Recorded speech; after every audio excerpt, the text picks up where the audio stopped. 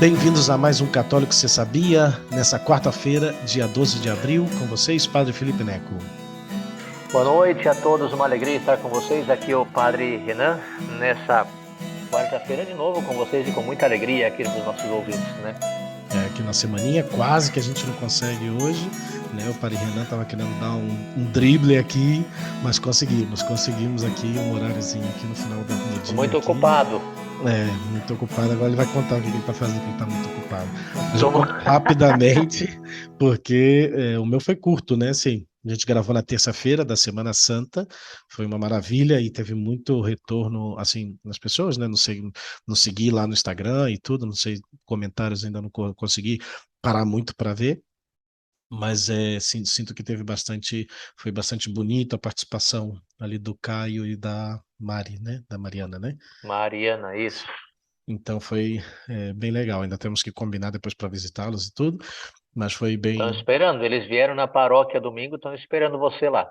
Ah, que maravilha. Pois acho que bastante em breve, né? Estamos esperando aí novidades aí, mas tá difícil aí. O Padre Renato tem que dar uma ajudinha aí com o Padre Fuentes aí, mas vamos lá. Mas então aí na quinta-feira, né, que eu tinha comentado, depois a gente já teve já a vivência do Tríduo Pascal, né? Então eu saí para Lorena. Saímos, né, com o Padre Sérgio mais cedo, fomos para a missa crismal, junto com o bispo Dom César, ali da Diocese de São José dos Campos. Tivemos ali a celebração às 10. Depois eu fui almoçar com os padres, numa das paróquias, que já até nem me recordo já o nome da paróquia, a gente foi almoçar ali com os padres lá. Foi um almoço rápido. Eu já retornei para ir fazer meu treino e depois pegar o Padre Sérgio, que a gente foi para Lorena. Celebramos em duas capelas diferentes. A quinta-feira, a ceia pascal, né, a missa da ceia pascal, na instituição do sacerdócio, da Eucaristia, do mandamento do amor. E aí, depois da celebração, depois já fomos para a casa paroquial, aí conhecemos o pároco, muito bom, o Padre Dirley, né? Ele tinha feito missões quando era jovem, né? Acho que foi até na cidade dele que teve missões, conheceu o Padre Peter Shackleton e alguns outros padres. E já nos conhecia, então foi bem providente. Foi o diácono Ricardo Patá, que esse mês, daqui a 2 sábados, vai ser ordenado sacerdote, que o contatou e tudo, então foi uma maravilha. Aí estivemos com ele até um pouquinho mais tarde, na noite. Conhecemos também a família Aquino, né, do professor Felipe de Aquino. Conhecemos o irmão dele, o senhor Ricardo. Agora deu branco, mas acho que é Ricardo, sim. E aí a sobrinha e tudo, foi bem bonito. Eles estiveram na celebração, aí depois nos convidaram, jantamos com ele na quinta-feira, e depois fomos com o padre. E aí depois na sexta-feira o padre e Sé ficamos só numa comunidade, né, junto com os missionários. Eu acho que chegou a ser um número de quase 100 adolescentes, jovens vindos de São Paulo e de São José dos Campos, Jacareí. Então foi muito bonito assim acompanhá-lo já na sexta-feira na celebração da Paixão do Senhor. E o Padre Sérgio foi para Itajubá, para a comunidade Sol de Deus, que nos pediram aí ajuda. A gente não estava tão longe, fiz 1h10, 15 para ir depois. Então o Padre Sérgio foi na sexta e retornou na sexta mesmo. E eu fui no sábado, já no final da tarde. Celebrei a Solene Vigília Pascal, muito bonito, com as irmãs do Instituto Hesed, que estava lá. Itamaior tem 3 irmãs novas, acho que são como 12 agora na comunidade. Então, uma comunidade bem grande, quase 12, 10 assim. Não cheguei a contar, mas está por aí. E dormi lá e celebrei já bem cedinho de manhã, às 7 horas, né? Teve a missa do domingo de ressurreição. E já voltei correndo para encontrar já o povo, já terminando a missa ali, já se despedindo, para voltar já para casa. Então foi aquele tríduo pascal intenso, sexta-feira inteira confessando, literalmente. É, Cheguei, daí fiz a primeira meditação para os jovens lá, para a juventude e família missionária que estavam lá. Meditação de manhã, 7h30, e já sentei para confessar e direto até 9 horas da noite quase. E aí 9 horas mais ou menos, confessando praticamente todo o tempo, só parei para ir, nem almocei, eu preferi esse dia só fazer só comer fruta assim na hora do almoço. Aí fui para casa paroquial, dei uma descansadinha rápida, voltei para a celebração, acabou a celebração da paixão, continuei confessando até 9 horas da noite. Então realmente Parece uma o Cura de maravilha. Ars, padre, Não, padre foi Felipe, aí bem parece. intensa e muito, confessando muito os próprios missionários e tudo. Foi bem bonito também acompanhar, sobretudo, né, os adolescentes, jovens de São Paulo que não os conhecia para nada, que vieram com o diácono Ricardo Patá, que os trouxe, né? São muitos que estão na Crisma, então foi bem bonito. E depois, sábado, foi confessando também toda manhã. Aí sim já foi mais o povo de Deus, porque aí na sexta-feira, né, os missionários passaram visitando as casas, convidando para os sacramentos, né?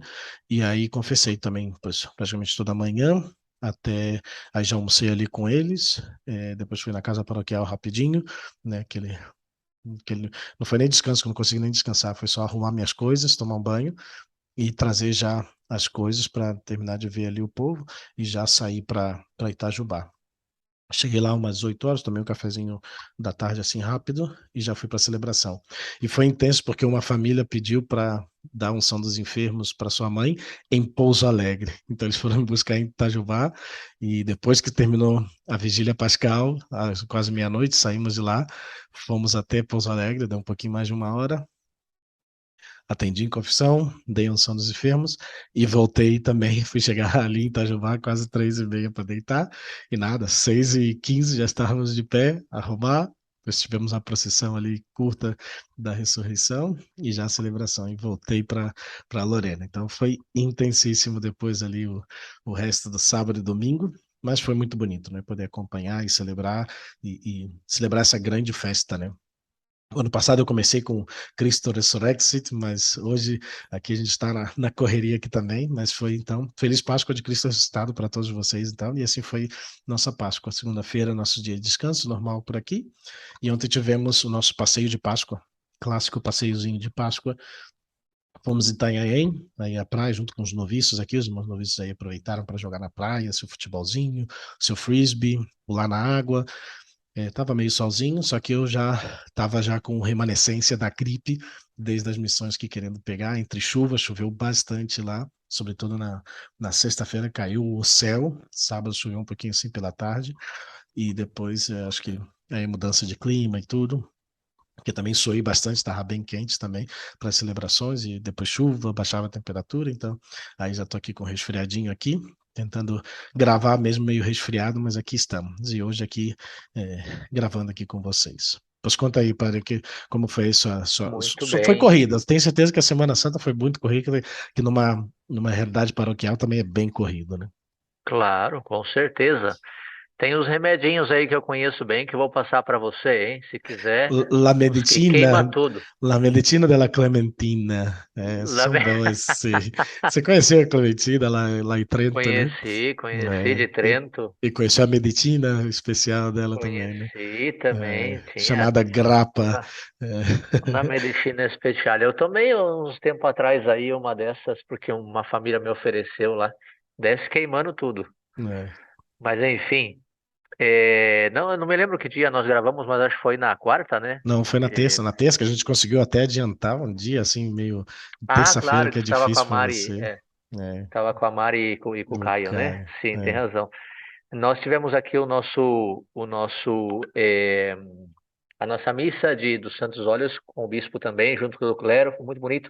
Também foi na quinta de manhã, café da manhã lá, café da manhã com todos os padres, e aí depois a missa, e já voltamos para casa preparar já o nosso trilho, né? Como a gente tem duas paróquias, vocês sabem, então eu fiquei celebrando numa paróquia, o outro padre Martinho, para Adilson, celebraram na outra, mas assim a gente foi se dividindo e conseguimos atender muita gente, realmente muita gente, né? Como você sabe, nosso espaço ali é limitado, mas fiquei muito contente mesmo, muita gente, seja para confissões também, na quinta, na sexta, no sábado, seja também para celebrações. Mas eu não saí igual o Padre Felipe, assim, cada dia estava numa paróquia diferente, numa cidade diferente, num estado diferente. Eu fiquei só ali mesmo na minha paróquia, né? É, porque sim tivemos missões com os seminaristas do Seminário Mater Ecclesiae e alguns jovens da paróquia, tivemos também missões da Santa de Virges. Então foi também um momento muito bonito de levar essa mensagem da Páscoa, assim como o Padre Felipe teve lá os seus 100 jovens nas missões em Lorena, né?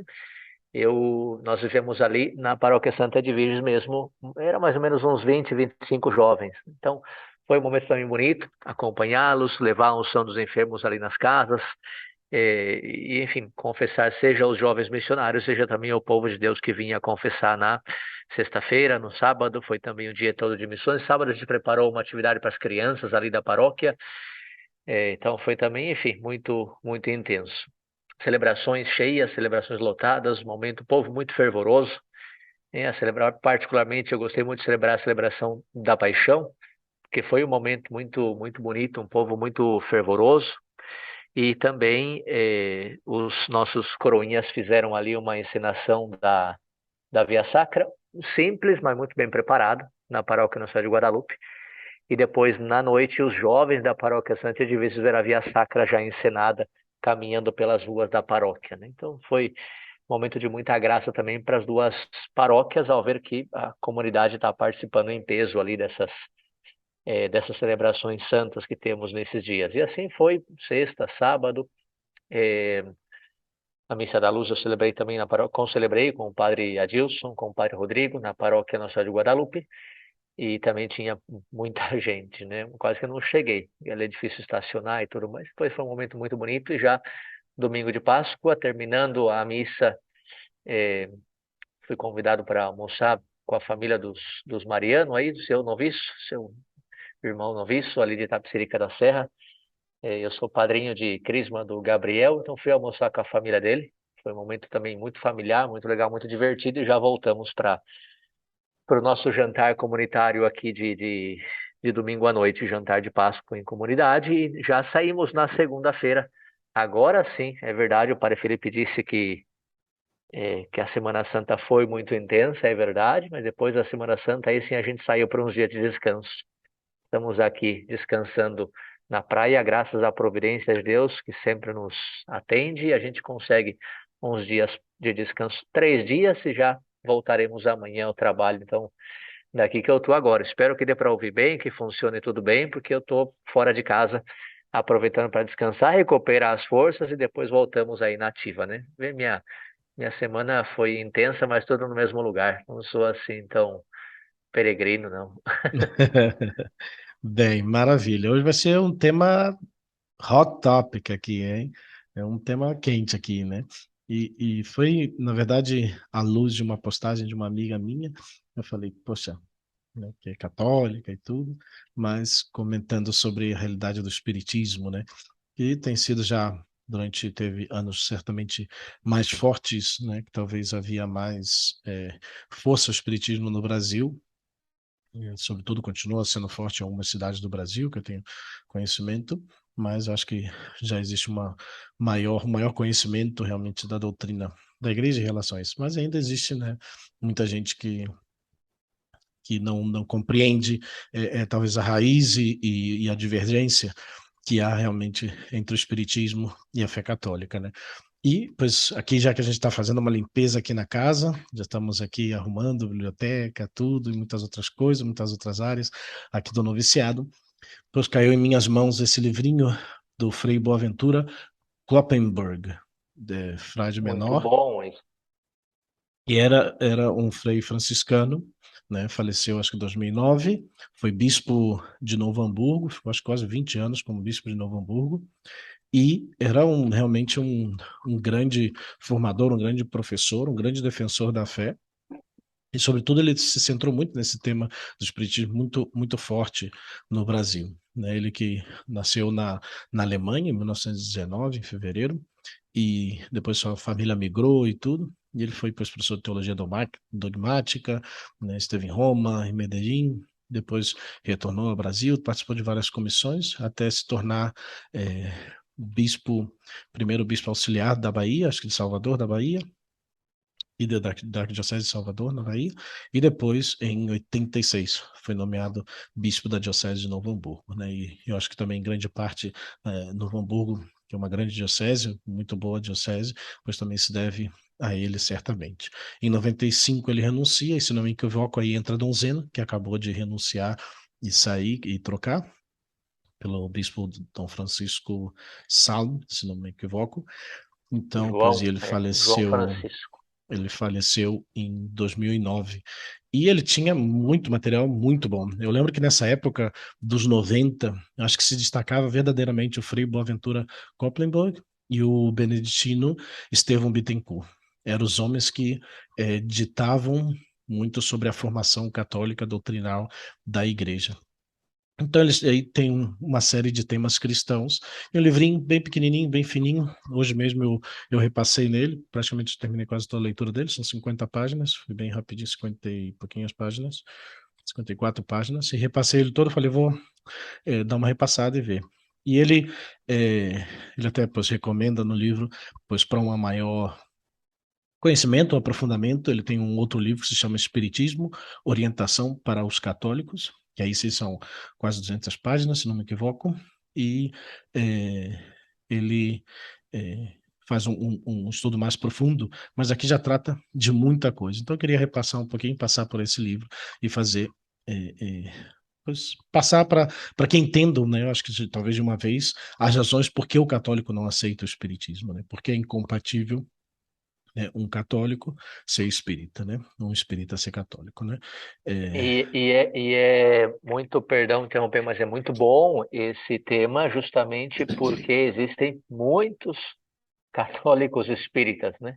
Muitos. Então, e de repente a gente nem entende por que que é incompatível uma realidade com a outra. Então, enfim, vem responder a questionamentos que a gente faz muitas vezes sobre, enfim, sobre essa doutrina que a gente encontra. Ah, eu sou católico, mas eu frequento o centro espírita e tal. Então, que bom que é mais comum do que parece. Então, que bom que você trata desse tema, né? pois é uma orientação para os católicos, sobretudo, né? Pois porque que é incompatível viver a fé católica e o espiritismo. E vamos então sobre algumas convergências e divergências, né? Que é importante também destacar, né?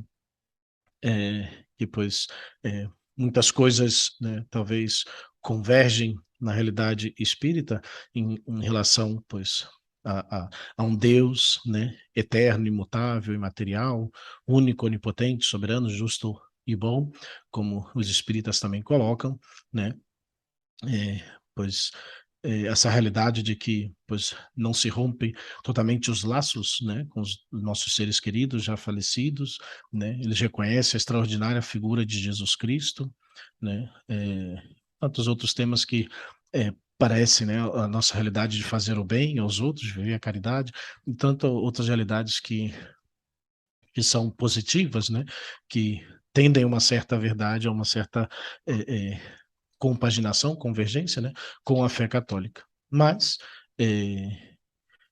sobretudo, acho que as divergências tendem a ser muito maiores, né?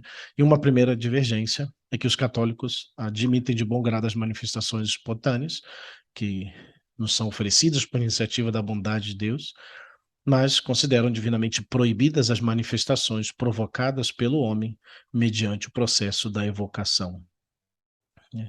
E os espíritas transformam precisamente essa evocação dos falecidos em meio principal para suas novas revelações do além, né? E o espiritismo se especifica, se caracteriza e define por sua prática das manifestações provocadas das almas ou dos espíritos falecidos, para receber assim deles mensagens ou algum tipo de ajuda, né, de revelação. E a evocação dos falecidos constitui então essa essência do espiritismo. Sem a evocação dos espíritos, não há espiritismo. E a evocação é a fonte principal de seus conhecimentos específicos da sua doutrina. E há uma segunda discordância fundamental entre católicos e espíritas, que é a questão da reencarnação. Os católicos cremos na unicidade da vida terrestre e os espíritas anunciam a pluralidade das reencarnações, né? E esse desacordo tem si, pois, tantas consequências lógicas, sobretudo no modo de conceber a salvação eterna, né, que vamos estar depois comentando mais à frente. Então, já de entrada, essas duas divergências que são as principais, né? A evocação dos espíritos e o tema da reencarnação, e que, pois, divergem totalmente da nossa doutrina. Como surge o espiritismo? Muito rapidamente, comentar um pouco aqui da parte histórica, a prática da evocação dos falecidos para deles receber conhecimentos, também chamados de necromancia, perdão, do grego necros, falecido, e manteia, adivinhação, é antiga, né? Pois essa prática é bem antiga, mas o seu aproveitamento sistemático, denominado espiritismo, vem do século passado, é algo mais recente o que vivemos, né? Surge primeiro nos Estados Unidos, em torno dos estranhos acontecimentos de Hydesville, com as irmãs Margarida e Catarina Fox, a partir de 1848, que acredito que tem um testemunho posterior delas, não sei se escrito ou gravado, mas de algum modo tem o testemunho delas, que elas inventaram tudo, né? Toda aquela coisa que tinha de aparição e espíritos que falavam, né? Mas ainda que, né, talvez elas como que foram as que fez surgir nos Estados Unidos, ainda um ano antes, em 1847, já aparecia uma obra já evocando, né, dos magnetizadores de Paris, né, que serviam desses sonâmbulos ou médiums para receber revelações do além-túmulo. E é daí que, pois, nasce realmente essa ideia do espiritismo. Essa palavra foi proposta por Hippolyte Léon Denisard Rivel, né, mais conhecido pelo pseudônimo de Allan Kardec, o codificador sistemático de um tipo especial de espiritismo conhecido também como kardecismo, que é esse espiritismo dominante aqui no Brasil, né? Não vou comentar tanto sobre a vida dele, mas Allan Kardec, sobretudo, não era particularmente versado em religião e muito menos em teologia. Não era um estudioso dessa área, estudava outras coisas, mas não essa área. E em maio de 1855, ele começa a interessar-se pelo fenômeno dessas mesas girantes e falantes, nascido nos Estados Unidos, sobretudo com essa disseminação dessas irmãs Fox, né? E ele aceita a teoria da presença e atuação dos espíritos ou almas dos falecidos nos movimentos de mesas, cestas e outros objetos usados pelos sonâmbulos, dos magnetizadores, né? E só na base já começa com uma mentira, né? Pois, né, que foi colocado que as irmãs Fox mesmo, elas pois, revelam que realmente tudo aquilo era mentira por parte delas. Já 2 anos depois, né, em 1857, ele vai publicar o Livro dos Espíritas, que é considerado pelos espíritos como o dia, né, o dia 18 de abril de 1857, como o dia da fundação do espiritismo, né? Também tem outra obra importante dele, o Livro dos Médiuns e o Evangelho segundo o Espiritismo, que é a sua obra mais difundida no Brasil. O que pretende o Espiritismo? Nas obras póstumas de Allan Kardec, pois tem algumas das suas previsões e, sobretudo, ele comenta que ele recebeu essa comunicação de ter como guia espiritual o próprio Espírito da Verdade, já prometido por Jesus Cristo aos apóstolos no Evangelho, né? Quando Jesus fala que, né, tenho que dizer-vos muitas coisas, mas que não podeis compreender, mas quando vier o Espírito da Verdade, ele vos conduzirá à verdade plena, né? E essa plena verdade estaria então começando em 1856, segundo Allan Kardec, né? O Espírito não falou, não se revelou a ninguém até 1856, e ele foi o escolhido de Deus, né, desse Espírito de verdade, para poder receber toda a verdade, né? Então, no dia 12 de junho de 1856, o Espírito de Verdade lhe teria revelado a sua missão de reformador. Então, ele tinha que reformar. E depois, já alguns anos depois, ele julga ter recebido, sempre do além, né, esta mensagem que define a própria missão do Espiritismo como a verdadeira religião, a religião natural, né? Então, essa é a ideia. E assim, o Espiritismo se considera como sendo a terceira revelação.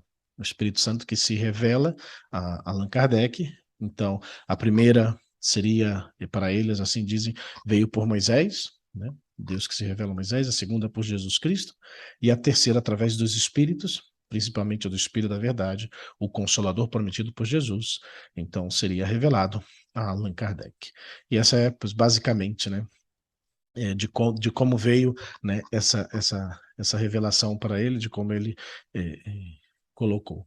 E ele, pois, apresenta, assim, em resumo, sua doutrina espírita como o credo, a religião do espiritismo, religião que pode conciliar-se com todos os cultos, com todas as maneiras de adorar a Deus, né? Esse é o laço que deve unir todos os espíritas numa santa comunhão de pensamentos, enquanto se espera que ele ligue todos os homens sob a bandeira da fraternidade universal.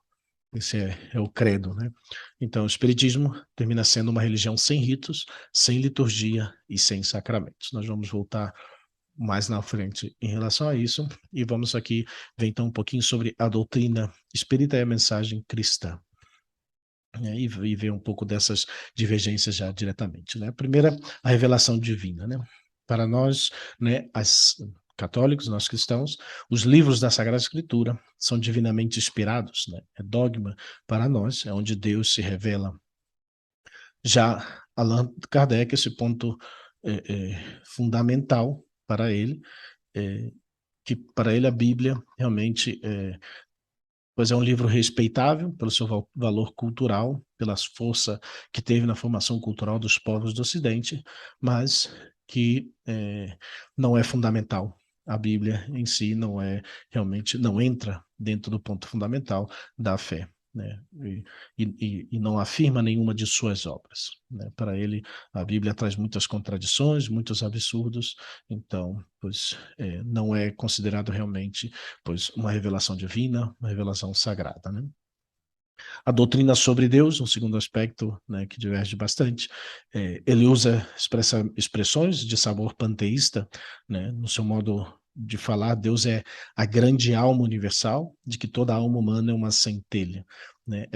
Pois, essa ideia panteísta, né, pois é um sistema filosófico que nega a distinção entre o Criador, entre Deus e a criatura, e afirma que tudo é Deus ou Deus é tudo. Então, ele vai colocar que cada um de nós possui em estado latente forças emanadas do divino foco, né? Pois essa grande alma universal de que toda alma humana é uma centelha, uma irradiação. Deus imanente, sempre presente no seio das coisas. São frases que ele vai colocar. E para nós é muito claro que Deus é o Senhor de todas as coisas e que diverge das suas criaturas, né? Depois, comentando já a Santíssima Trindade, pois para nós católicos que professamos a fé na Santíssima Trindade, esse é o mistério central da nossa fé e da mensagem cristã, desde os inícios do cristianismo. Mas já o credo espírita proposto por Allan Kardec desconhece totalmente a Santíssima Trindade. A posição dele no conjunto de suas obras de absoluto sistemático silêncio com relação a essa doutrina cristã. E no Brasil, o Espiritismo, em peso, desconhece ou nega essa mesma realidade da Santíssima Trindade. Deus é um só, né? A doutrina sobre Jesus Cristo, pois para nós Jesus Cristo é verdadeiramente Deus, verdadeiramente homem, né? E a afirmação da divindade de Jesus é fundamental para a nossa fé cristã. Mas Jesus não entra no credo espírita que formula Kardec. Para ele, Jesus não era Deus, né? É, Jesus até mesmo não possuía um corpo real, né, de carne e osso, mas seria aparentemente um fluido, né, uma realidade desse modo, né. Jesus até tem um livro posterior de Guilherme Ribeiro, que fala que Jesus nem Deus nem homem, né, o título do livro, que é um dos seguidores que compendiou a cristologia espírita, né, e coloca, de Allan Kardec, coloca esse o título do livro, né. Então, Jesus, para eles, não, para Allan Kardec não era Deus. E, sobretudo, né, parte disso, a doutrina entra também, se Jesus não é Deus, a doutrina sobre a redenção também cai, porque para nós é pelo sangue de Jesus Cristo que temos a redenção, a remissão dos pecados, segundo a riqueza da sua graça, que ele derramou profusamente sobre nós. Lemos em Efésios no capítulo 1. Então, a nossa redenção pela paixão, morte e ressurreição de Jesus é essa verdade fundamental da fé cristã que acabamos de celebrar. E nisso consiste propriamente a boa nova, o evangelho, anunciar a paixão, morte e ressurreição de Cristo. Mas nem essa verdade tão central entra no credo espírita, porque, segundo ele, cada um deve ser o seu próprio redentor através do sistema das reencarnações. E por isso, no espiritismo, né, a soteriologia, essa doutrina da salvação, é deslocada da cristologia para a antropologia. O homem é seu próprio salvador. Cada qual deve resgatar-se a si mesmo, resgatar-se da ignorância e do mal.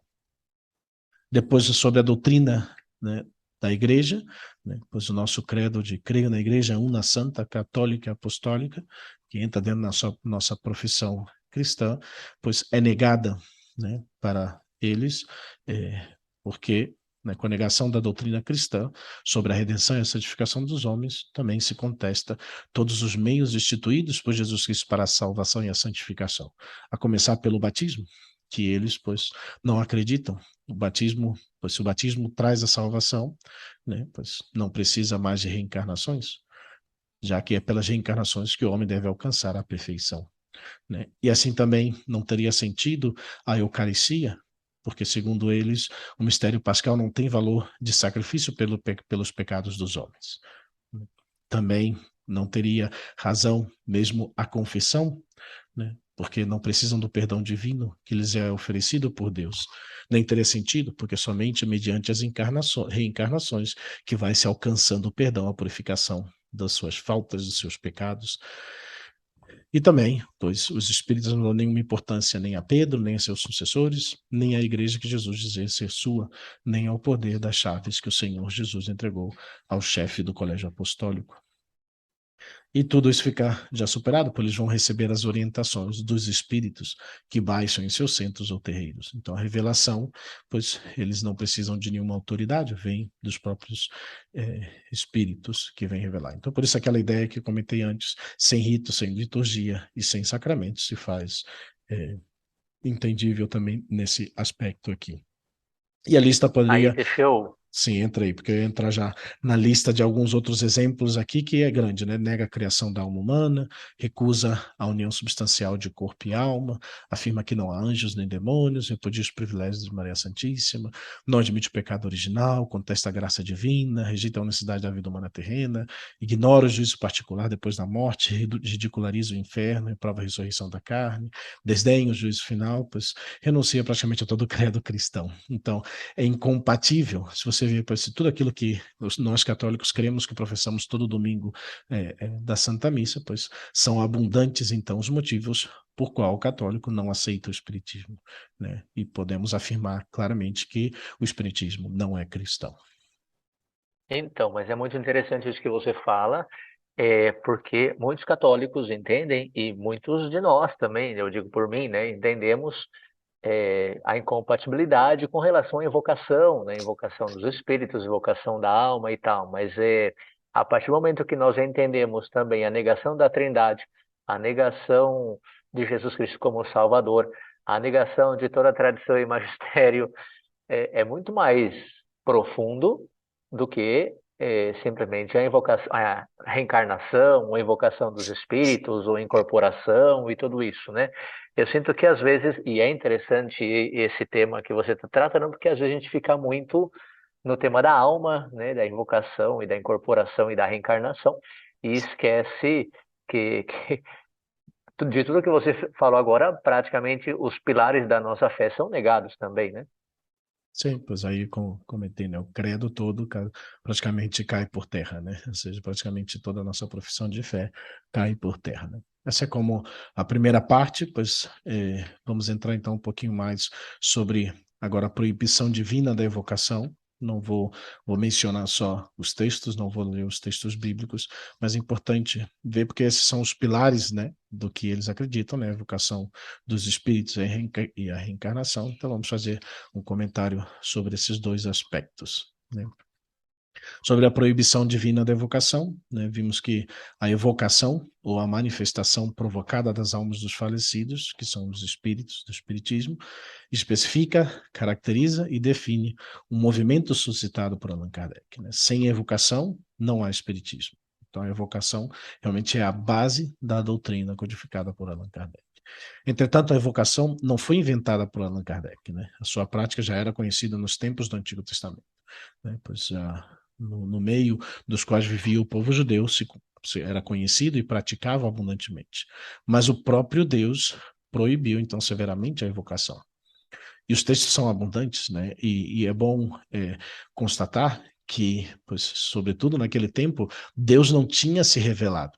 Então, existia um constante, né, porque está ligado à nossa própria antropologia, à nossa própria realidade, um desejo do homem de buscar, pois, algo, alguém a que adorar, né? Buscar algo que está acima dele, de onde vim, para onde vou, nessa realidade. Então, uma das manifestações, né, dessa religiosidade humana, uma coisa natural, pois é, em buscar também, pois, talvez nos seres mortos, se você recorda, até muitos filmes aparecem, muitas das religiões, né, mesma latina, grega, tinham suas evocações aos mortos, a seus, né, descendentes, né, tinham lá suas estátuas, pequenas estátuas, né, de parentes, de pessoas já falecidas, e aí eles rezavam, né? Então, é algo que, pois, se pode dar naturalmente no homem, até mesmo de talvez não tê-los como Deus, mas tê-los como mais ou menos um intercessor, né, de suas vidas. Mas, né, os textos, como eu falava, né, Deus proíbe diretamente, e os textos são abundantes, né? Podemos ver Êxodo 22:17, Levítico 19:31. Ó o galinho aí. Ó o Não, galinho deu marcando para aí. ouvir. Deu para Deu para ouvir. ouvir a Vê que ele tá bem galinha. descansado do passeio, né? Eu passei na praia, o galinho recuperou forças, comeu bem, teve churrasco lá na praia, então o galinho tá com força aí. Mas, Ora. vamos lá, né? Vamos lá, que metade acho que estamos bem. Acho que aqui acho que não vai passar muito o tempo, não. Mas então, voltando nos textos bíblicos, né? Nós falamos Levítico 19:31, Levítico 20, capítulo 20, versículo 6, Levítico 20 ainda, versículo 27, Deuteronômio 18, segundo ao Reis, capítulo 17, depois 21, Isaías 8, né? E de maneira particular, 1 Samuel 28. Que são textos que colocam realmente essa proibição por parte de Deus. E não só no Antigo Testamento, bem como no Novo Testamento, também vemos aí nos Atos Apóstolos 13, como Paulo, em Éfeso, pois fala daqueles que haviam acreditado, né, que vinham se confessar, revelar suas práticas, grande número daqueles que se dedicavam à magia. E aí, como eles se estimularam para queimar os livros de magia, né? Muitos com livros de magias, né? E depois, na carta de São Paulo aos Gálatas, no capítulo 5, ele vai falar, né, que aqueles que se entregam à magia não herdarão o reino de Deus. E também o Apocalipse de São João revela que a parte dos magos se encontra no lago do fogo e enxofre, e que na hora do julgamento eles ficarão de fora da cidade eterna. Então são palavras bem fortes, né, que a Bíblia nos coloca, né, contrárias realmente a esses que fazem a evocação dos espíritos. Então, não é só uma coisa doutrinal da igreja, mas é uma realidade também, antes de tudo, bíblica também, né? Essa é a proibição divina da evocação dos espíritos. E um documento da Santa Sé, de 24 de abril de 1917, é bastante antigo, mas que coloca com bastante claridade e declarava essa ilicitude de assistir a sessões ou manifestações espiritistas, sejam elas realizadas ou não com o auxílio de um médium ou com ou sem hipnotismo, né? Seja quais forem essas sessões ou manifestações, né? Então, é uma orientação oficial da igreja também, essa proibição, né? E que está claro que para nós, pois não corresponde àquilo que nós queremos viver e a realidade também, né? Então, o espiritismo, que pretende ser precisamente essa terceira revelação, não só não entra nos planos de Deus revelador, mas se opõe a toda a economia divina, né? Pois seguindo aqui, pois a segunda ideia principal é a reencarnação, né, a heresia da reencarnação, pois que coloca que a suposição da reencarnação ou da pluralidade das existências, né, chamada também de palingenesia, é certamente esse ponto central de toda a doutrina espírita. Allan Kardec chega a dizer que é um dogma, né? Ele que era tanto assim contra os dogmas da igreja, pois ele colocou a reencarnação como um dogma para ele, né? E segundo, pois, todo o seu pensamento gira em torno das vidas sucessivas, né? O progresso contínuo através da reencarnação, da mentensomatose, né? Como diria Platão, né? É o seu postulado básico. Então, e a palavra reencarnação, composta do prefixo re, designativo de repetição, e do verbo encarnar, tomar corpo, significa etimologicamente tornar a tomar corpo, e designa a ação do ser espiritual, espírito ou alma, que tendo já animado um corpo no passado, foi posteriormente dele separado pela morte e agora torna a informar ou vivificar um corpo novo. Essa é, pois, a ideia da reencarnação, né? O vocábulo reencarnação não ocorre nunca nos evangelhos, né? O mais importante, porém, não é a palavra, e sim a doutrina acerca da reencarnação, que pode ser compreendida com 4 composições, que é o que vamos comentar e rechaçar, rejeitar, segundo a nossa fé. Né? Primeiro, né, essas são as 4 proposições da reencarnação, a pluralidade das existências. A nossa vida atual não é a primeira, nem será a última existência corporal, já vivemos antes, ainda teremos que viver inúmeras vezes em corpos materiais sempre novos. Essa é a primeira proposição. A segunda proposição da reencarnação é o progresso contínuo para a perfeição. A lei do progresso impele a alma para sempre novas vidas e não permite não só nenhum regresso, mas nem mesmo um estacionamento definitivo a meio caminho. E muito menos comporta um estado definitivo de condenação sem fim, que seria o inferno. Mais século, menos século, todos chegarão à perfeição final de espírito puro. Então, todos irão salvar-se. Terceira proposição, a conquista da meta final por méritos próprios. Em cada nova existência, a alma avança e progride na proporção dos seus esforços. Todo mal cometido será reparado com expiações pessoais sofridas pelo próprio espírito em novas e difíceis encarnações. A lei do karma, que é conhecida. E que até mesmo muitos católicos ficam falando, né, sobre karma e tal, essas coisas, né, que já entra no vocabulário, infelizmente, né. E depois a quarta proposição, a definitiva independência do corpo. Na proporção em que avança na incessante conquista para a perfeição final, a alma em suas novas encarnações assumirá um corpo sempre menos material, até chegar ao estado definitivo em que viverá para sempre livre do corpo, independente da matéria. Então, essas são as 4 proposições que vamos colocar aqui. Né? A pluralidade de existências é a primeira. Quem conhece, lê e medita habitualmente as Sagradas Escrituras, né, verificará, especialmente o Novo Testamento, verificará facilmente que Jesus, quando fala desta nossa atual vida terrena, costuma lhe atribuir um valor decisivo para toda a existência posterior à morte. E vai verificar ainda que Jesus insiste muito na importância culminante da hora da morte. E nos adverte frequentemente de que devemos estar sempre prontos e preparados para prestar contas da nossa vida ao juiz divino, prometendo aos justos recompensa imediata depois do desenlace e contestando abertamente a possibilidade de arrependimento e perdão, uma vez passados os umbrais da eternidade. Né? Então, pois, temos essa vida, e nessa vida, pois, ou vamos receber a recompensa de Deus, ou receberemos o juízo de Deus por nossas ações. Né? Morremos uma única vez. Né? Temos uma única vida. Né? E assim vamos dar contas dela diante de Deus. Né? Ou somos, né, recompensados, ou seremos, né, penalizados por nossa vida. E assim o Senhor, em diversos momentos, coloca de modo claro essa realidade. Né? Depois, o progresso contínuo, né, sobre essa possibilidade de condenação ao inferno. Se existe um progresso contínuo, né, pois o inferno não existe, né, não vai ter lugar para o inferno, porque todos irão salvar-se. Então, com absoluta unanimidade, os reencarnacionistas negam a doutrina cristã sobre o inferno, quando todos sabemos que a igreja ensina a possibilidade de condenação eterna. Todos podemos condenar. As aparições de Nossa Senhora falam do fogo eterno. Né? Sabemos que é uma realidade. Jesus Cristo falou do inferno. Né? Mas o que interessa realmente é esse dilema proposto. Né? Ou admitimos a lei do progresso, e portanto a reencarnação, ou admitimos a possibilidade de condenação eterna, e portanto rejeitamos a reencarnação. Os dois não podem coexistir. Quem afirma a eternidade do inferno negará a reencarnação. E quem afirma a reencarnação nega a existência do inferno, porque todos se salvarão. Né? Simples assim.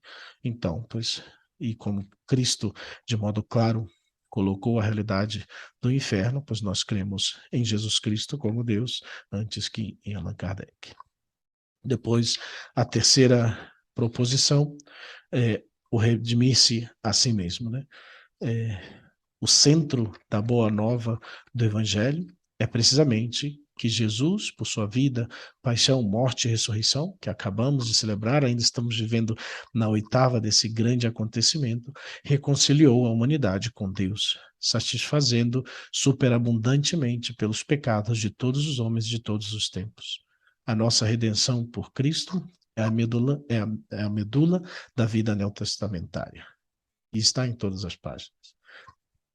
E tal como entendemos os católicos, a salvação não consiste apenas no perdão dos pecados, mas principalmente na comunicação da vida divina, ou como dizia São Pedro, na participação da natureza divina. Então, em virtude da redenção, nos é oferecida a possibilidade de sermos filhos de Deus, e se somos filhos, somos também herdeiros, herdeiros de Deus e co-herdeiros de Cristo. Vai concluir também São Paulo. Então, daí que, pois, nós não nos salvamos. Nós fomos salvos pelo Senhor. Não é os nossos boas ações que vão nos redimir. Claro que necessitamos fazer boas ações, mas fazemos por Cristo, com Cristo e em Cristo.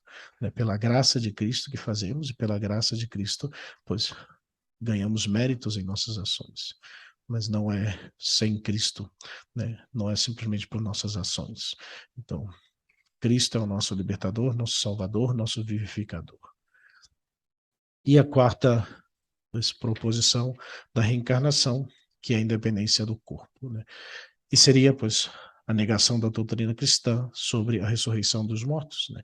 Creio na ressurreição da carne, é a profissão de fé de todos os tempos apostólicos, né? Cristo ressuscitou, né? E, pois, os reencarnacionistas, pois, negam a ressurreição, né? E São Paulo é claro, se não há ressurreição dos mortos, também Cristo não ressuscitou. E se Cristo não ressuscitou, vazia é a nossa pregação, vazia é também a nossa fé.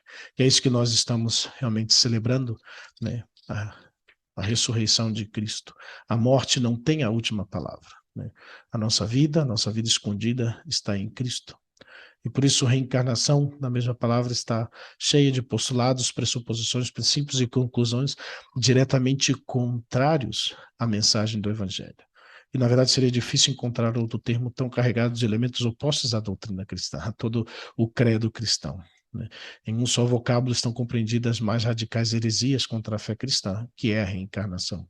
E por tudo isso que o católico não aceita o espiritismo, né? Pois, temos clara a nossa fé, Cristo nos salvou, Cristo veio nos salvar, e é nessa realidade e nessa verdade que nós baseamos toda a nossa vida. E é isso, pois essa é a ideia, de modo talvez um pouco rápido aqui, bem resumido, mas acredito que pode ser de grande ajuda, pelo menos ter esses princípios assim tão claros, porque não se pode aceitar essa realidade espírita na nossa própria concepção católica, né? Pois dizer que sou católico espírita, espírita católico, não existe, porque são contradição até de termos, né? A realidade da nossa catolicidade que vem de Cristo, Cristo que é Deus, e eles que negam essa realidade. Então eles veem talvez Cristo como um mestre, uma pessoa boa que fez muito bem, então a gente imita essas bondades de Cristo, mas Cristo não foi só um mestre bom que fez coisas boas. Ele morreu, né, sofreu, morreu na cruz e ressuscitou para nos trazer a salvação e nos levar para a glória do céu e a ressurreição final da nossa carne, da nossa união, do nosso corpo e da nossa alma. E é isso, eu acho que eu espero que tenha sido de ajuda para cada um de vocês, essa realidade. Não sei se o Padre Renan quer complementar, colocar alguma coisa. Aí, pois, se não, pois vamos Sim, terminando por aqui. não, muito obrigado. Quero agradecer, né? Muito obrigado. E na realidade, eu acredito que, claro, além do que nós já falamos, né? Toda a invocação dos espíritos e tal, mas eu acho que a grande confusão do católico, primeiro que não se sabe toda essa, como você disse, o catecismo, né? Catecismo espírita, não se sabe, a Bíblia espírita não se conhece. Mas também eu acho que toda uma questão, entre uma questão de sentimentalismo, aí eu me sinto bem, eu me sinto relaxado, eu me sinto, não sei, né, em paz, por um lado, e por outro também o tema eh, da carência que de repente essa teoria vem suprir quando eu perco um ser querido, né, quando morre um ser querido e de repente eu experimento essa carência, provavelmente essa doutrina vem preencher. Porque se católico conhecesse, se o católico realmente dissesse, conhecesse bem que a doutrina espírita ela nega os pilares mais básicos da fé, como você comentou, né? Certamente não buscariam isso. E se buscam, mesmo sendo católicos, é porque vem preencher uma série de carências que provavelmente as pessoas têm hoje na sociedade e também um tema desse sentimentalismo meloso, né? Desse quero buscar a paz, quero buscar a tranquilidade, quero buscar a serenidade, enfim, entra o conceito do karma, entra o conceito de tantas outras coisas. Mas, enfim, só para dizer isso, é difícil a gente encontrar, de repente, um católico que, conhecendo a negação dos pilares básicos da fé, aceita essa doutrina. Então, eu acho que a primeira causa é que não conhece, e a segunda é que estamos numa sociedade muito carente dessa paz, provavelmente, que eles promovem. Mas isso com certeza fica cancelado agora das nossas vidas, graças a essa explicação que você deu. Eu tenho certeza que vai fazer um bem enorme para todos os nossos ouvintes. Eu agradeço de coração todo esse empenho seu de preparar esse tema e seguimos aí abertos aos nossos ouvintes, todas as dúvidas, questionamentos ou qualquer coisa que tiver, estamos aqui à disposição, né? Maravilha, mas é isso. Espero que seja de ajuda então para cada um de vocês. Contem com nossas orações e, se Deus quiser, até próxima semana. Cristo ressuscitou, verdadeiramente ressuscitou. Aleluia.